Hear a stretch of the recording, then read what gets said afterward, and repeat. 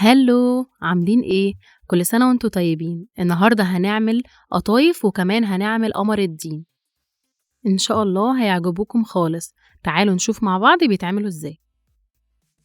دلوقتي هنبدأ مع بعض بقمر الدين. أنا نقعته قبلها بساعة في المية وبعد كده على النار بحاول أفكه. هيبقى سهل خالص، مش محتاج بقى الخلاط ولا أي حاجة. هنفضل نقلب نقلب نقلب لحد ما يفك معانا، وهرجع لكم تاني أوريكم عمل إيه بعد ما فك. دلوقتي بعد ما فك معانا المفروض بقى نجيب كوباية ونحط فيها النشا. طبعا علشان هو سخن مش هينفع نحط النشا على طول، هتكلكع مننا. هنروح عاملين ايه؟ هنجيب المية ونحط عليها معلقتين نشا ونقلبهم كويس قبل ما نحطهم في الحلة.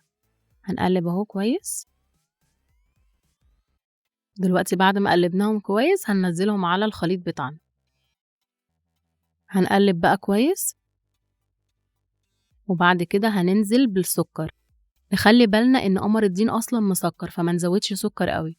هنقلب كويس قوي لحد ما يتقل معانا زي المهلبية كده، وبعد كده هنطفي النار. هعمله وهرجع لكم تاني. ودلوقتي بقى ده شكله بعد ما طفينا النار. هنبتدي نحطه في الكاسات بتاعتنا. بجد كان خطير جدا. هبتدي بقى املى الكاسات دي كلها وهرجع لكم تاني. دلوقتي بقى بعد ما حطيناه في الكاسات هنبتدي نحط عليه مكسرات. عندك اي مكسرات عايزة تحطيها عليه عادي جدا. انا هنا استخدمت الزبيب واستخدمت جوز الهند. دلوقتي بقى تعالوا نزينه مع بعض.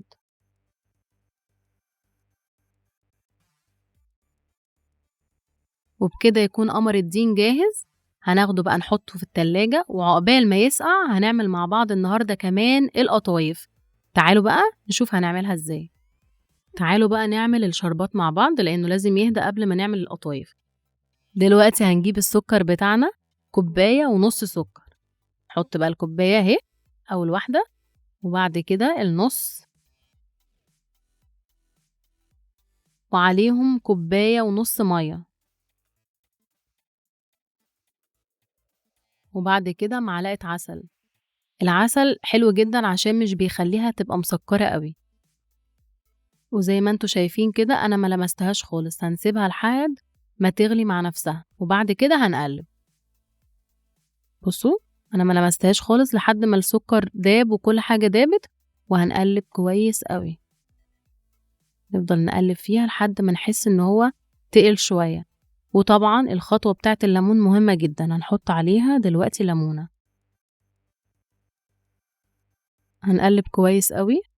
هعمله وهرجع لكم تاني. دلوقتي بقى معانا القطايف هنحشيها.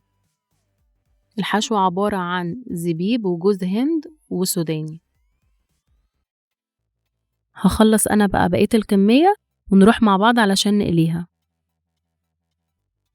ومعانا بقى القطايف بتاعتنا هننزل بيها على الزيت وهو سخن. طبعا أنا هخلص بقية الكمية وهرجع وريها لكم.